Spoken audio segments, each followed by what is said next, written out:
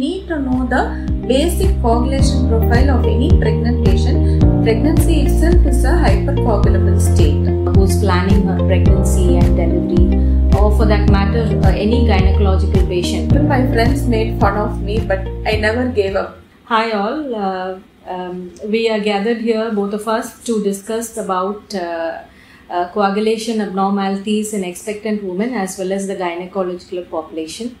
I am happy to introduce Dr. Nazira Sadiq ma'am, a senior obstetrician and gynecologist presently at Cloud9. She has finished her undergraduation at Kilpauk Medical College and her post-graduation also, and she has about 35 years of experience in the field of obstetrics and gynecology, and she is also out of a prestigious institution where she was working, Ramachandra Medical College. She is presently a consultant at Cloud9, Mehta Hospital and MGM, and her fields of expertise are high-risk obstetrics. She is also trained in the field of laparoscopy and vaginal surgeries, and she has various national and international publications done under her name. Over to you, ma'am. Thank you for joining us, and I hope it will be a very enlightening, eye-opening session for about the coagulation abnormalities. Thank you, Niranjana. Dr. Niranjana has been with us in Cloud9 Hospital for the past 5 years. She is also a senior obstetrician, and she is well trained in handling high-risk pregnancy patients and also in gynec surgeries and laparoscopic surgeries. See, when I started my MBBS course and then finished it from Kilpauk Medical College, our batch was the first batch to write the entrance exam for post-graduation. So at that time it was, we had 6 choices. So I put all the 6 choices as DGO because we have to do a diploma. Later on it changed to direct degree, but initially it was a diploma and then the degree. So all my 6 choices were only DGO. So even my friends made fun of me, but I never gave up. So it was a passion that brought you here. That's right. Now, yeah, all right. That is a nice into the obstetrics, ma'am. Thank you. And going into the topic about coagulation abnormalities in expectant mothers. So, what are the implications? What do we have to know from a standpoint as an expectant woman who's planning her pregnancy and delivery, or for that matter, any gynecological patient? What is the importance of the coagulation profile that one has to know before venturing into, if there's any abnormalities that we should look for?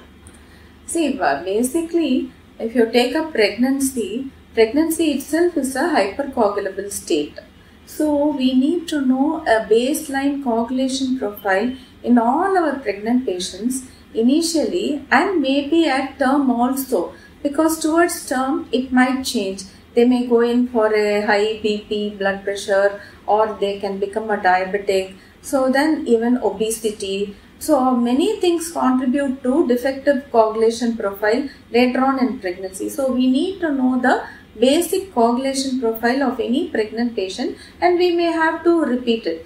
There are cases such as sometimes we may have complications like abruption placenta or preeclampsia, or even if not, the patient may have been on anticoagulants, for which we need to know her baseline coagulation profile, and we may need to change her medications and so many other things. So also we should look into the family history.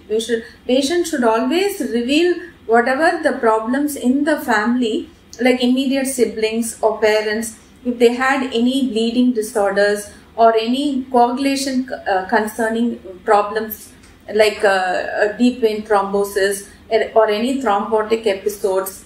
And nowadays we are seeing even young patients having stroke. So they are put on anticoagulant medication for long term. And if such a patient becomes pregnant, then we should be made aware of that problems. So, when an expectant mother is planning for her pregnancy, so what all, as a workup, what all can we do in the coagulation profile? What all does it, the list of investigations that need to be done? See, basically, when sometimes patients do switch over from one obstetrician to another, sometimes I see they have come with the report of only a hemoglobin, which is not sufficient. We need to know the complete blood count. We need to know the platelet count, baseline platelets, because sometimes initially they can come with at the beginning of the pregnancy, the platelet count may be normal, but as it goes on, there may be a fall in platelets. Okay, and another thing we should look into is the peripheral smear. So we will know that there is nothing wrong in the RBCs or the platelets. Apart from that, we do a prothrombin time, activated partial thromboplastin time, and then INR, which is a ratio of the two. And then we have to know the platelet count I have already stressed. And sometimes we may have to know the fibrinogen level and something called D-dimers in special cases. But fibrinogen level by and large in pregnancy will be a little on the higher side. Like I stressed that a pregnancy is a hypercoagulable state. So coming to the platelet drop in pregnancy, sometimes it can happen even in very uneventful pregnancies that platelets drop. Is there anything from our side that we can do other than the monitoring, and what else that we should tell the patient that she should come back for a review, visit, checkup, and what is the thing implications for the baby? And yeah, that's right. So the thing is, we have to know about the probable problems which we can anticipate in this particular patient if they are having a low platelet count and such things. So we have to be prepared. There are various causes for a low platelet count. It can be just a gestational thrombocytopenia, or if she had previous episodes of thrombocytopenia, or if she gives a history of idiopathic thrombocytopenia. Or I think you had experience in one such case. Can you elaborate on it? Yeah, she was a primigravida, absolute uneventful pregnancy. She did not have any comorbidities like hypertension or diabetes, or she did not have any other family history of any bleeding disorders, or she did not have any other significant history pertaining to her thrombocytopenia.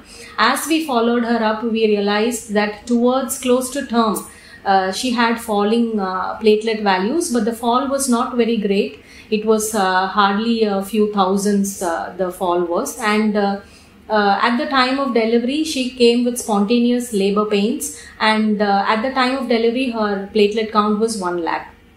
And she had an uneventful delivery. She delivered. We had worked her up completely because it was borderline. For us, it is, as you know, ma'am, the cutoff is about anything less than 1.5, when then we consider evaluating for other coagulation abnormalities, just to be on a safer side. So we had evaluated her, and we had done the workup. Everything was okay. She had an uneventful normal vaginal delivery. Post-delivery, day 2, usually in Cloud9 year, we do a coagulation screen for the baby if in case the platelets are borderline for the mother. So on evaluation, we had found that there was neonatal thrombocytopenia, what we call is decreased platelets in the baby. And we had picked it up, and baby was kept in observation, and the coagulation profile was repeated in the baby also.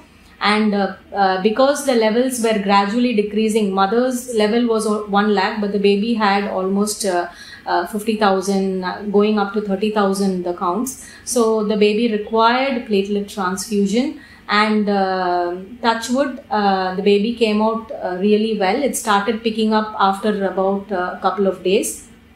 And at present, both mother and baby are fine.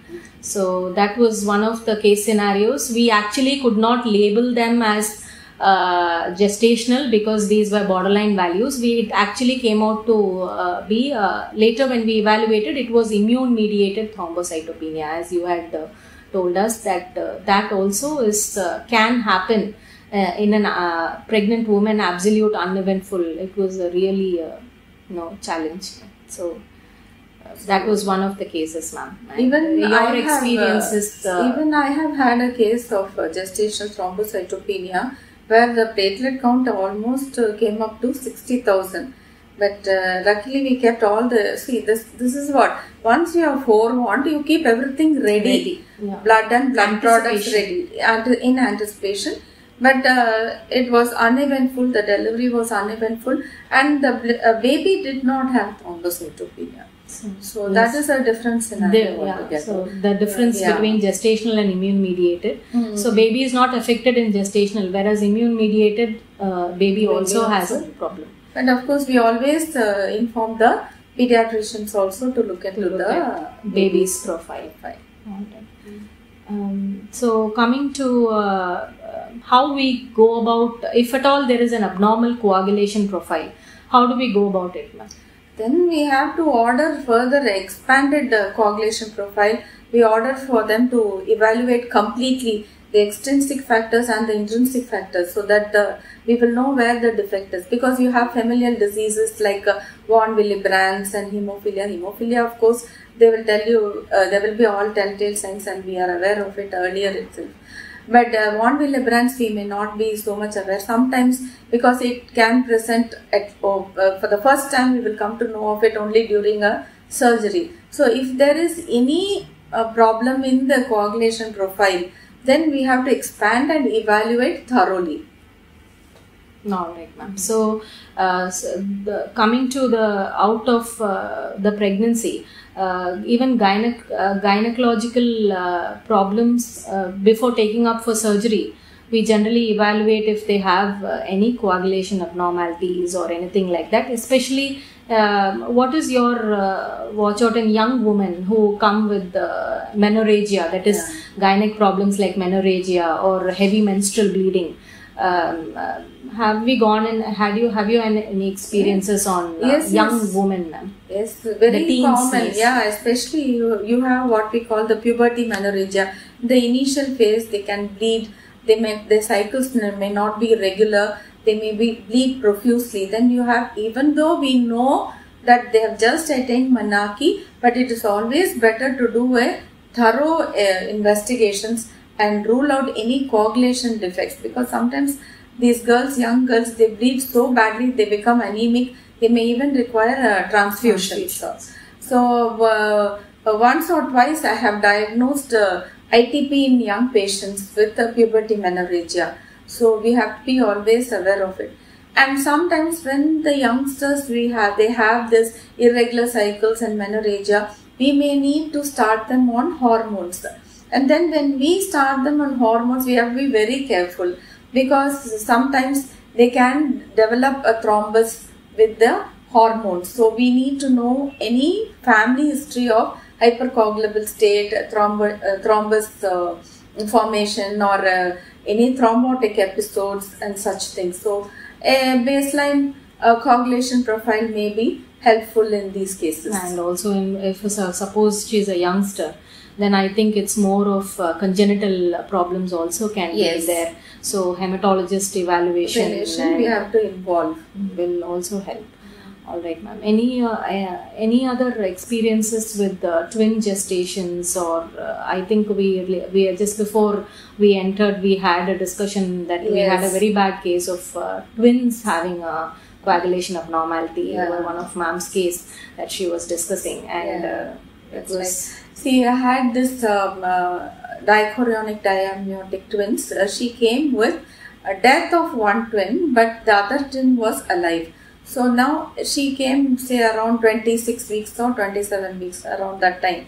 So we thought we will monitor her and with a coagulation profile, because a dead fetus in one sac and a live fetus on the other, we don't know what is happening to the coagulation profile in the mother. So we were monitoring every week the coagulation profile, including the serum fibrinogen level.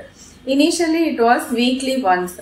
Then slowly we started doing it twice a week. So at one point she came, the good thing was that baby was doing very well. The growth profile was good. Yeah. So at one point during this monitoring period, around 34 weeks, her fibrinogen dropped to 150. So that is the cutoff before any DIC sets in. DIC is a disseminated intravascular coagulation, which can be very lethal, threatening to the life of the mother. So then immediately we, with everything ready, with all the blood and blood products ready, we terminated the pregnancy and we were able to give her a healthy baby. That was a great outcome, ma'am.